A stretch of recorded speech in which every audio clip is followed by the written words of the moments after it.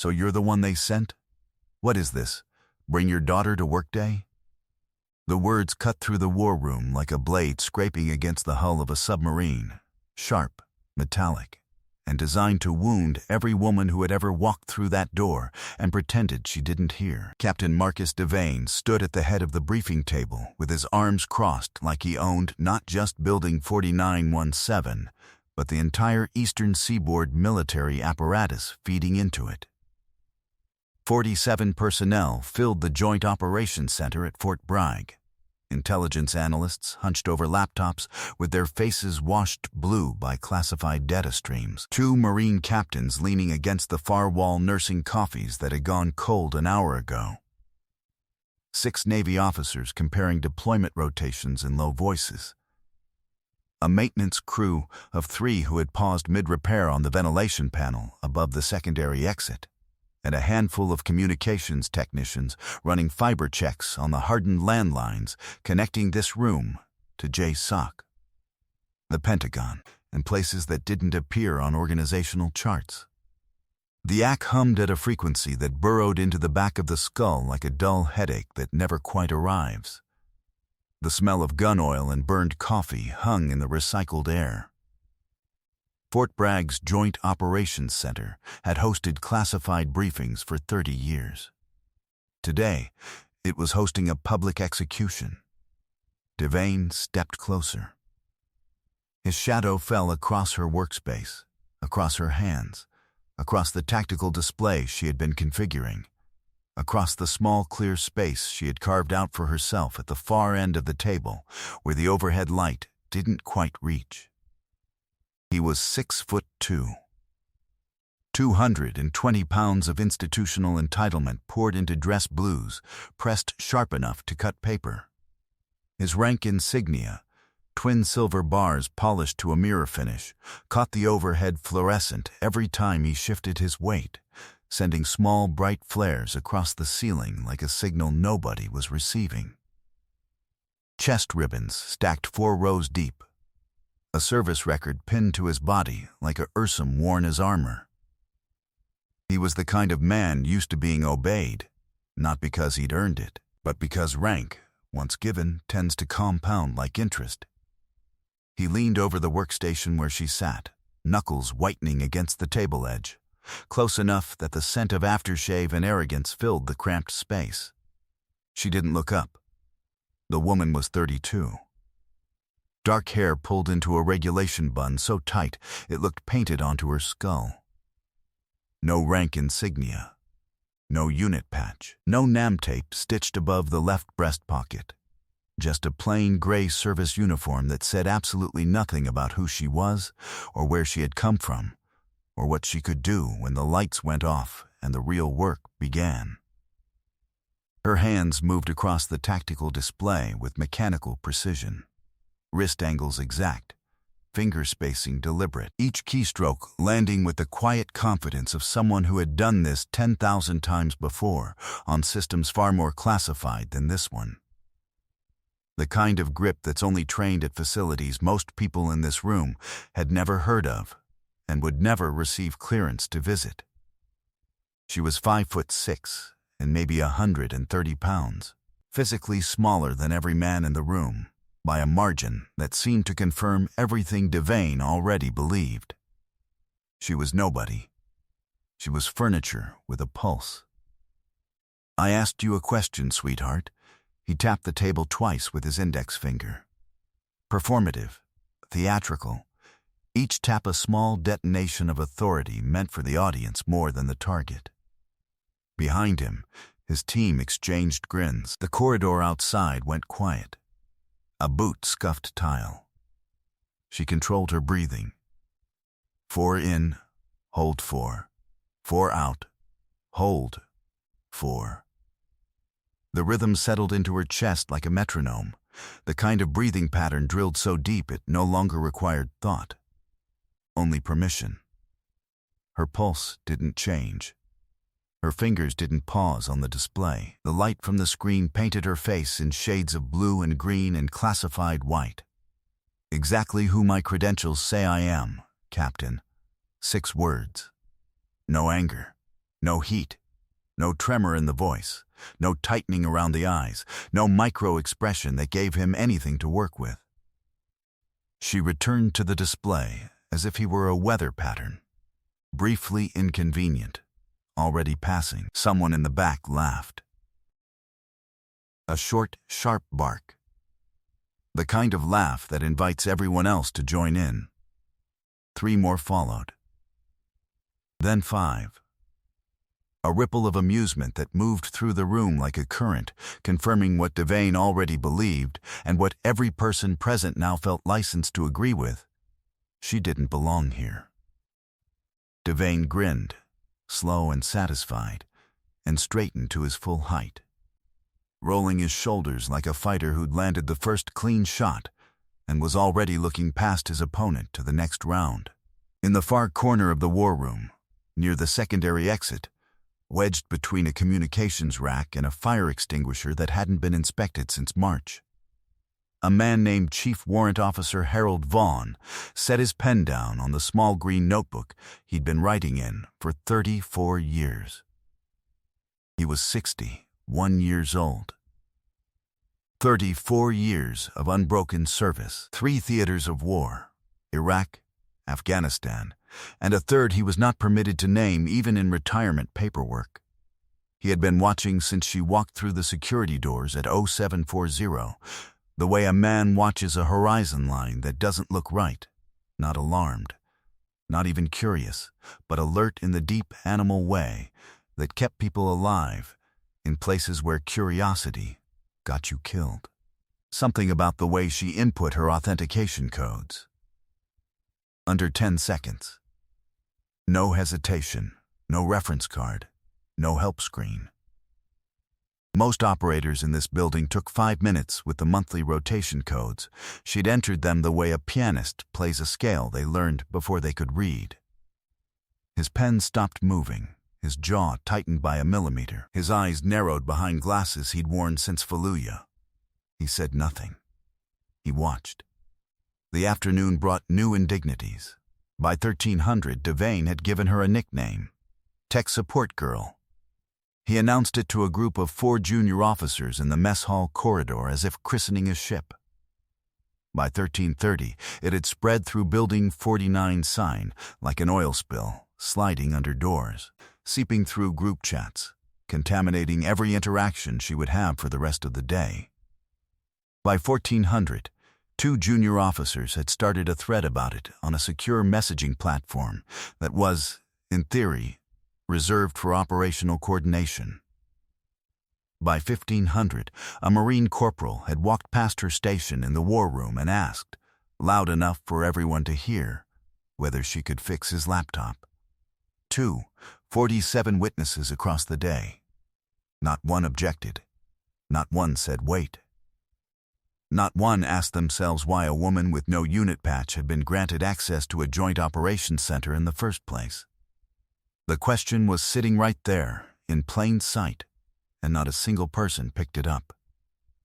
She sat alone in the mess hall at 12:30. Tray of food that tasted like institutional efficiency. Meatloaf the color of wet cardboard. Pressed, formed, and heated to a temperature that suggested cooking without actually achieving it. Green beans boiled into a state of nutritional surrender. A bread roll that could double as a ballistic projectile. She ate slowly, methodically, with the deliberate pace of someone for whom eating was a task on a checklist, not a pleasure. Her eyes moved across the room in a pattern no one would recognize as a pattern unless they'd been trained to look for it, table to table, face to face, mapping posture, alliance, deference, and fear. Who sat near Devane because they wanted to? Who sat near him because they had to? Who avoided eye contact when he spoke, where the real power flowed beneath the official hierarchy like a river running under ice? She was doing intelligence work. She was mapping the human architecture of the building. And she was doing it while appearing to eat lunch alone and feel sorry for herself. The mess hall thought it was watching a woman being excluded. It was watching an operator disappear into her cover, like a blade sliding into a sheath. Back in the war room at 1430, Devane was on the phone in the glass-walled communications alcove. The one with the soundproofing that worked in theory but not in practice. She could hear fragments from 60 feet away. He was running a logistics operation through channels that sounded official until you listened to the structure underneath, rerouting supply shipments from a depot in Norfolk, using authorization codes she recognized immediately as expired. Ghost codes. They belonged to a unit that had been decommissioned 7 years ago after an investigation that was shelved before it reached conclusions. She noted 3 discrepancies in 4 minutes and memorized every authorization string he cited without writing a single one down. Diverted material. Rerouted ammunition shipments, maintenance budgets siphoned through a contractor that existed only as a name on a registration form. The numbers moved in the pattern she'd been briefed to find. The same pattern that had led to the deaths of 7 Marines in a supply convoy ambush in Syria 27 months ago, when their expected armor reinforcement never arrived, because the shipment had been redirected to a warehouse in Norfolk that officially did not exist. She breathed. 4 in, hold 4. 4 out, hold 4. She entered another string of data into the tactical display with the same mechanical calm. By 1600, Devane escalated. Pull her credentials. He said it the way a man orders lunch, casually, absolutely, without looking up from his phone. 2 MPs approached her station with the practiced discomfort of men who know they're executing an order that sits wrong in their stomachs, but have been told to do it by someone whose rank makes wrong feel like a technicality. Ma'am, we need to verify your access level. Of course. She unclipped her temporary ID badge and handed it over with a smooth economy of someone who had expected this moment and built it into her timeline like a scheduled stop on a train route. No hesitation. No protest. No flash of indignation or wounded professionalism. Just compliance. Clean. Cooperating. Exactly as prescribed compliance. What were you doing at 0500 this morning? System diagnostics. Why at 0500? Light traffic. Better performance data. And between 0600 and 0800, network integrity assessment. Logged and timestamped. 3 to 5 word answers, no defense, no elaboration, no attempt to explain herself into their good graces. She answered only what was precisely required and watched the MPs struggle with the emptiness of their own questions, the way men struggle when they've been given power but no purpose, authority but no direction, a suspect who refuses to behave like one. She controlled her breathing. 4 in, hold 4, 4 out, hold 4.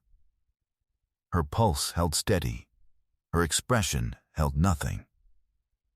Chief Warrant Officer Vaughn watched from across the room through the gap between 2 communications monitors. He noticed something that made his pen stop for the second time that day. When the MPs took her badge, the motion of her arms, the practiced smooth rotation, the specific angle of her wrists as she unclipped and extended, was not the motion of an IT specialist. It was the muscle memory of someone trained in personnel exchanges under observation. He'd seen that exact motion at Sari's school. And then, as her sleeve rode up just 2 inches, barely a flash before she adjusted the cuff, he saw the edge of something on her inner forearm. Not a standard tattoo. Not ink from a shore leave parlor or a college spring break. Sharp lines. Angular, geometric precision that looked more like classified insignia than body art. Vaughn had seen those kinds of markings once before, 23 years ago. On an operator in Kandahar whose face he never saw and whose name appeared in no system he had clearance to access. His jaw tightened. Something flickered across his face, just for a heartbeat. Then it was gone. He looked away, filed it in the same green notebook, said nothing.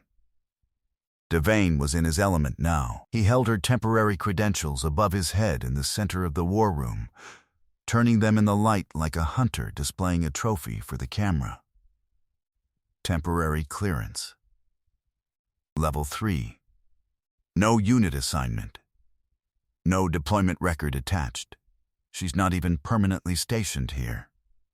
He turned to his audience, because it was always an audience, never just colleagues. Any of you ever seen a Level 3 try to sit down at a joint operations briefing table? The room responded on cue. Laughter, head shakes. A chorus of 47 people performing agreement for a man who had never once in his career earned the loyalty he demanded as a reflex. The kind of laughter that travels in one direction, downward. The kind that requires a target to function. She sat perfectly still. Her posture under pressure was exactly regulation, not approximately. Not close enough, exactly, the way it's drilled at schools where posture is a survival technique and the difference between approximate and exact is the difference between going home and not going home. She breathed. 4 in, hold 4. 4 out, hold 4. At 17:30, Captain Marcus Devane made the phone call that would end his career, his freedom, and every assumption he had ever made about the distance between his rank and consequences. He just didn't know it yet. Detain her. Temporary holding room. B-Wing. I want a full background investigation run through NCIS by 0800 tomorrow. Nobody with credentials this thin walks into my war room without a reason, and I want that reason documented, verified, and on my desk before breakfast. The words left his mouth with the quiet satisfaction of a man who believes he has just solved a problem that never needed solving. 2 MPs flanked her. She stood before they asked. Her watch, a plain black tactical model on a NATO strap, unremarkable, the kind of watch 1,000 service members wear every day without anyone noticing, read 1732. She glanced at it the way a person checks the time on a normal day. Nobody noticed. Nobody thought to confiscate it. It was a watch. It wasn't a weapon. It wasn't a communications device. It was just a watch. That was how she had planned this 3 months ago. The holding room measured 8 by 10 feet. Concrete walls painted the pale yellow-gray color of old bone. Chipped near the baseboards where boots and chairs and human frustration had worn away the paint down to bare cement. Metal bench bolted to the floor. No cushion. A window near the ceiling, narrow as a mail slot, showing nothing but a rectangle of sky turning slowly from blue to copper to the deep amber of a North Carolina summer evening. The smell of disinfectant, the industrial kind, pine-scented, trying too hard, failing to cover something older underneath. Sweat and concrete dust, and the accumulated anxiety of every person who had sat on this bench and waited for something they couldn't control. She sat with her back straight, hands on her knees. Still, this is the near-fail moment.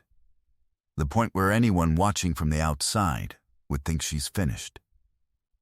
Detained, credentials confiscated. Background investigation launched. A formal process grinding to life around her like machinery that doesn't care what it crushes. Game over. Except games have rules. And she's about to show every person in Building 4917 that they've been playing the wrong game entirely. Her watch read 1747. In 23 minutes, she would miss her 1810 check-in with SOC, Joint Special Operations Command, Fort Liberty, 43 miles northeast.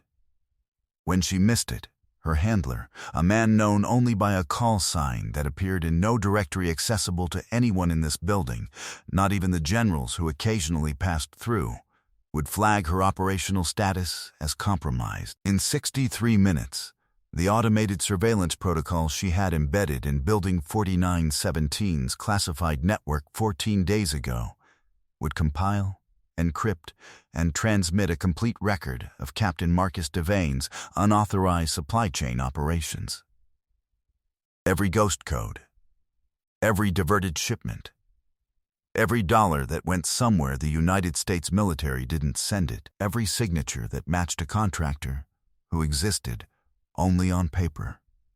In approximately 2 hours, Captain Marcus Devane was going to learn the difference between having rank and having authority, between commanding a room and controlling one, between a man who wears his power on his chest and a woman who carries hers where no one thinks to look. She breathed. 4 in, hold 4. 4 out, hold 4. The rhythm settled into the silence of the holding room like a heartbeat made visible. The sky through the narrow window shifted from copper to violet. Chief Warrant Officer Harold Vaughn found Devane in the corridor outside the war room at 1804.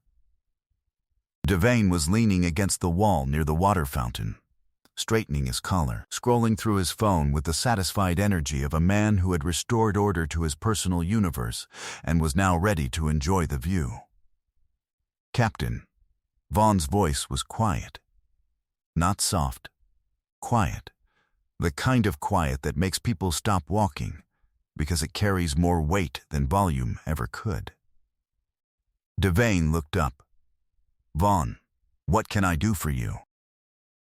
I'd be very careful about this one. Devane's eyebrows rose. The kind of expression a man gives a suggestion he considers beneath him. Not offended, not curious, just mildly amused the way power is amused by caution. She's a level 3 temp with no unit patch and no assignment record. Vaughn, what exactly should I be careful about? The things that don't fit. Such as the way she entered those authentication codes. Under 10 seconds.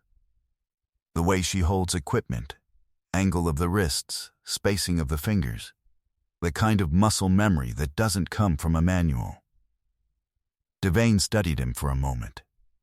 Then he snorted, a short, dismissive sound that closed the conversation like a door. He clapped Vaughn on the shoulder with the casual physicality of a man who uses touch as a ranking gesture. You've been in too long, Chief. You're seeing ghosts.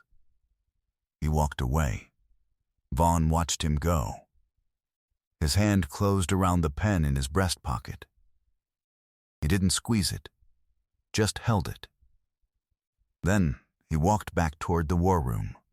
Slowly, the way a man walks when he knows something is about to happen, and the only thing left to do is choose where to stand when it does. At 1810, she missed her check-in.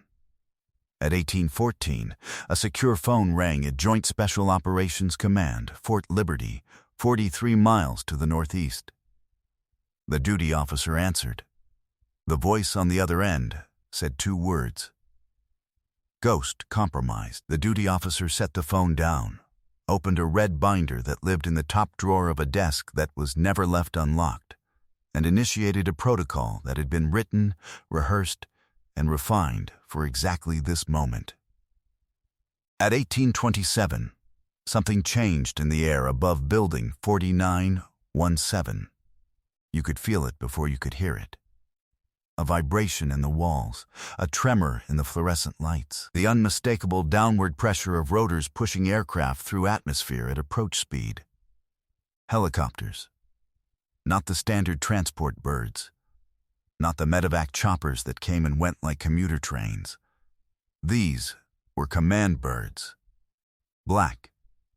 Running without standard navigation lights, the kind of aircraft that carried people whose names didn't appear on passenger manifests, and whose arrivals were not logged in any system below Umbra classification. They landed on the auxiliary pad 200 meters east of the main entrance, and the rotors hadn't finished spinning down before 4 figures stepped onto the gravel and began walking toward Building 4917 with the kind of purpose that bends hallways around it.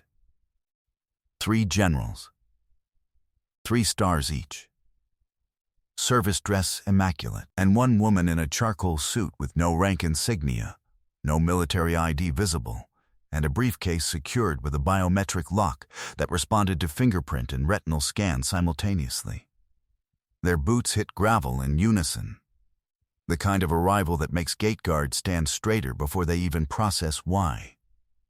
The kind of appearance that says this is official business at the highest level, and every person in the path of it should prepare to answer questions they haven't thought of yet. Devane heard the helicopters. Everyone in the building heard the helicopters. He walked to the window of the war room and watched the black shapes settle onto the auxiliary pad like predatory birds folding their wings. His face cycled through curiosity, then confusion, then something that didn't have a name but lived in the neighborhood of dread. A feeling that arrives before understanding, the body knowing what the mind hasn't caught up to yet. His hand drifted to his collar, straightened it, smoothed a ribbon, straightened the collar again. What the hell is this? Nobody answered. The war room had gone still. The doors to the war room opened at 1841. The three generals entered first. Lieutenant General Harding, Lieutenant General Okafor, Lieutenant General Chen, stars on their shoulders catching the overhead light like cold silver constellations. Faces carved from decades of the kind of authority that Devine's rank couldn't reach with a ladder and a running start. The woman in the charcoal suit walked directly to the primary display console without introducing herself, without looking at anyone in the room, without the faintest acknowledgement that protocol or courtesy or Captain Marcus Devane's personal sense of territorial authority existed in any form that concerned her. She inserted a drive into the classified terminal. A personnel file opened on the main screen. Classification level, Umbra. 4 full levels above the clearance of every person in the room, including the generals standing behind her. The screen filled. A photograph. Service record. Mission logs redacted in blocks of black ink so heavy and so frequent that the visible text looked like islands in a dark sea, isolated words floating between oceans of information that did not exist for anyone at this level. Deployment dates. Operational theaters. A list of commendations that had no names attached because the operations they referenced had no names either. And in the upper right corner of the file, a call sign rendered in block capitals that made Chief Warrant Officer Harold Vaughn's coffee cup stop halfway to his mouth and stay there, suspended in the air, forgotten, sandstorm. Vaughn's hand trembled. Not fear, not surprise. Recognition. The kind that arrives 23 years late and hits like a freight train derailing in slow motion. You see every car leave the tracks, you hear every sound, and you cannot stop any of it. The woman in the charcoal suit turned to the room. Her voice was level. Administrative. Final. Release the detainee. Now, 2 minutes later, she walked back into the war room. Same plain gray uniform. Same regulation bun, same quiet, absolute stillness that had been mistaken for weakness by every man in this building for the past 72 hours. She stopped in the center of the room, not at the periphery where they'd put her, not at the far end of the table where the light didn't quite reach, but in the exact center, beneath the main overhead fixture, visible to every person present. 47 people watched her. 3 generals stood at her flank. The woman in the charcoal suit stepped back. The room held its breath the way a room holds its breath when it finally understands it has been wrong about something fundamental and the correction is about to arrive. Devane's face had lost its color. Not dramatically. Not like a movie. Just drained. Quietly, the blood pulling away from his skin the way water recedes from a shoreline before a wave. His blood ran cold.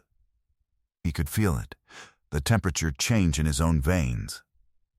He stood at the head of the table where he'd been standing all day. But the table didn't feel like his anymore. Nothing in the room felt like his anymore. She rolled her left sleeve up, slowly, deliberately. Every eye in the room tracked the motion. The tattoo covered the full inner forearm, a trident crossed with a combat dagger, wrapped in a string of coordinates that corresponded to no location on any unclassified map in any database below Umbra. And beneath the coordinates, in script so precise it looked machine engraved into the skin, Sandstorm, JSOC Tier 1, classified Umbra. The room detonated. Not with noise, with the absence of it. Gasps, actual audible gasps, from multiple personnel who had spent the day laughing. Someone dropped a tablet. The clatter echoed through the stunned silence like a gunshot in an empty cathedral. The ack hum, that constant low-frequency drone that had been invisible all day, suddenly seemed deafening, as if someone had turned it up to fill the space where human sound used to be. A boot scuffed tile. A chair scraped concrete. A pen rolled off a desk and hit the floor with a click that sounded like a period at the end of a very long sentence. The small sounds that make silence feel total. Chief Warrant Officer Harold Vaughn stood, 61 years old, 34 years of continuous service, 3 theaters of war. He had never moved faster in his life. His hand came up in a salute so crisp and so immediate it looked involuntary. The body responding before the mind could deliberate, 34 years of training and instinct converging on a single gesture of recognition that he chose. Not because rank required it. Not because the generals were watching, because he knew what he was looking at. Because he had known since 0740 that morning when she entered those codes in under 10 seconds, and he had chosen to wait, and now he chose to stand. His salute was more moving than the general's because it was earned through knowledge. He could have exposed her. He didn't. He could have warned Devane. He chose not to. His recognition was not commanded, it was chosen. Then Lieutenant General Harding saluted. Then Lieutenant General Okafor. Then Lieutenant General Chen. The woman in the charcoal suit inclined her head. Not a military salute. Something more civilian, but no less absolute in what it conveyed. The salute cascaded through the room like a wave breaking in slow motion across a shore that had been waiting for it all day. 47 people. One by one. Intelligence analysts rising from their laptops. Marine captains pushing off the far wall. Junior officers who had been laughing 4 hours ago now standing at rigid attention with faces that said they would remember this moment for the rest of their careers. The maintenance crew, still holding their tools, still wearing their oil-stained work uniforms, standing at attention with grease-darkened hands pressed to their brows in salutes that were rough and imperfect, and more genuine than anything else in the room. 47 salutes. She received every one without moving. Devane stood frozen at the head of the table. His right hand twitched at his side, a small involuntary motion, as if his body wanted to salute, but his mind had locked the signal somewhere between his brain and his wrist. Something flickered across his face, just for a heartbeat, then it was gone. He couldn't move, couldn't speak. His jaw tightened. His hands flattened on the table in front of him. Not theatrical silence. Not the silence of a man who chooses not to speak. The real kind. The silence that happens when a man realizes the architecture of his entire career, every shortcut, every diverted shipment, every ghost code, every dollar, is collapsing beneath his feet, and there is nothing left to grab. The woman in the charcoal suit spoke clearly. For the record. For every person in the room. For the microphones recording everything that would be entered into evidence within 72 hours. Commander Alara Voss. Call sign Sandstorm. Joint Special Operations Command. Tier 1. deployed under Umbra classification to investigate the systematic diversion of military supply chain assets from this installation over the past 27 months. Her investigation has documented 14 instances of material rerouting, 7 fraudulent contractor relationships, and a direct link between diverted shipments and the deaths of 7 United States Marines in a supply convoy ambush outside Deir ez-Zor, Syria.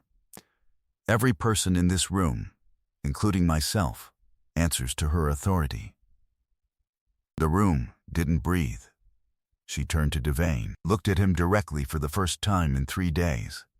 The same calm, the same stillness, the same 4-count breathing rhythm holding her center like a gyroscope that nothing in this building had been able to unbalance. "Ask your general who I am," she said. Nobody in the room said a word. Devane's arrest was quiet. No shouting, no drama, no theatrical collapse. 2 federal agents in dark suits flanked him and walked him out through the side corridor of Building 4917, while 47 people watched in the kind of silence that follows a detonation. Not the explosion itself, but the long, ringing absence after. His ghost codes, his diverted shipments, his expired authorizations from decommissioned units he thought no one remembered. Every dollar, every signature, every phone call she had documented across 91 days of being called sweetheart and tech support girl and bring your daughter to work day. He didn't look back. She didn't watch him leave. She was already thinking about the next phase. Justice is not a conclusion. It is a waypoint. She stood on the auxiliary pad at 2037. The helicopters were gone. The generals were gone. The woman in the charcoal suit was already in a motorcade heading toward a debrief at Fort Liberty that she would never discuss with anyone who hadn't been in the room when it happened. Building 4917 was behind her, lit from within by fluorescent light that made the windows glow like the eyes of something that had just woken up. Fort Bragg at dusk smelled like pine resin, engine exhaust, and the faint mineral sweetness of North Carolina red clay cooling after a long day under a southern sun. Her watch read 2037. The sky burned in shades of rust and deep violet, the kind of colors that only appear when the atmosphere bends the last light of day through enough dust and distance to turn ordinary sunset into something that looks like a painting no one commissioned. They mocked her credentials. They forgot she had authorized theirs. Chief Warrant Officer Harold Vaughn appeared beside her on the pad. He didn't speak at first, just stood. 2 people watching the same horizon line in the same silence, separated by 23 years and 3 wars, and a night in Kandahar that only one of them remembered clearly. 23 years ago, he said quietly. Kandahar, ambush on Root Bear. I saw that tattoo on a door kicker who pulled my squad out of a collapsed building under fire. Never got a name, never saw a face. Just the tattoo and the way she held her weapon. The angle of the wrists, I never forgot it. She looked at him. For the first time in 3 days, something that wasn't mission critical moved across her expression. Not quite a smile, not quite sadness. Something in between that belonged only to people who had carried classified weight for longer than they originally agreed to. Some missions don't come with faces, Chief, he nodded. That was enough. Some conversations don't need more than 2 sentences and 23 years of context to be complete. Justice isn't loud. It's patient. She pulled a small notebook from the inside pocket of her uniform. Black cover. No markings. The kind of notebook that would look unremarkable in anyone's hands, but contained enough information to dismantle 3 more operations like Devane's. A list of names written in her own hand. Tight, precise letters in black ink. 7 names. 6 had been crossed out with single horizontal lines, clean and deliberate, each line drawn on the day the arrest was made. 1 remained. No name beside it. Only a photograph clipped to the page with a small black binder clip, Grainy, taken from a surveillance camera on a rooftop in Beirut, showing a figure in civilian clothes walking through a market at 14:23 local time. Face turned just enough from the lens to avoid identification. Someone was there. Someone who had supplied the ghost codes before Devane ever used them. Someone who had fed authorization strings to 6 different installations across 4 countries. Someone still operating. Someone still out there. Patience isn't weakness. Tomorrow brings new ghosts to hunt. Who else is watching this and thinking about how many times the quiet ones in the room turned out to be the most dangerous people at the table? Every soldier carries a story that few ever hear. Listen with your heart. Thank you for staying and watching. Subscribe to MVP Stories for more.